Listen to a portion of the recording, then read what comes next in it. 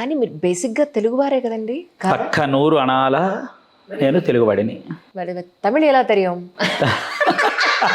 తమిళ్ వచ్చి నేను చిన్నతనంలో నేను ఎక్కువ మసిలాను అక్కడ. అవునా? తమిళనాడు పళని, తంజావూరు, కుంభకోణం ఈ ప్రాంతంలో నేను మసలడం జరిగింది. అమ్మా నాన్నగారు వాళ్ళు అక్కడ ఉండేవాళ్ళ? కాదు నేను సుబ్రహ్మణ్య స్వామి ఆరాధన పరంగా ఎక్కువ తిరిగాను. మా కులదేవం వచ్చి పళనియప్పన్ సుబ్రహ్మణ్య స్వామి. మా అన్నగారు మా పెద్దన్నగారు యాత్రలకు తీసుకెళ్తూ ఉండేవారు మమ్మల్ని. ఆ వెళ్ళినప్పటి నుంచి కూడా నాకు అక్కడ చాలా అభయ మురుగర్ అంటే ఇది కదా, ఇంత బాగా ఆరాధన ఉంది కదా, మనకు అక్కడ లేదు, ఇక్కడ మనం కోల్పోతున్నాం అనే బాధ వచ్చి తరచూ వెళుతూ ఉండేవాడిని.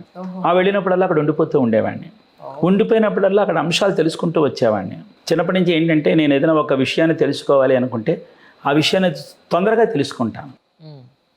రేపటికి వాయిదా వేయడం నాకు ఇష్టం ఉండదు. వాయిదా వేయడం అనేది నాకు అసలు సుతరాం ఇష్టం ఉండదు. అది తొందరగా నేర్చుకోవాలి. నేను నేర్చుకునే వ్యక్తి అవతల వ్యక్తి నాకు మరణాడు నాకు అందుబాటులో ఉంటాడని ఏమిటి గ్యారంటీ? ఎగ్జాక్ట్లీ. వెళ్ళిపోవచ్చు, రేపు వెళ్ళిపోవచ్చు. వెళ్ళిపోతే నేను చాలా కోల్పోతాను. కాబట్టి వారు ఉండగానే దీపం ఉండగెళ్ళి చక్క పెట్టుకోవాలనే మాట తగ్గట్టుగా వారు వెళ్ళిపోతారేమో అని ఇవాళే నేను ఆయన దగ్గర తెలుసుకోవాల్సిన విషయాలన్నీ కూడా అలాగే తెలుసుకునేవాడిని. ఆ విధంగా తెలుసుకోవడంలో తమిళం అనేది బాగా వచ్చని చెప్పలేను, పర్వాలేదు. తెలుగు ఎలా మాట్లాడతారో తమిళ అలాగే మాట్లాడతారు మీరు.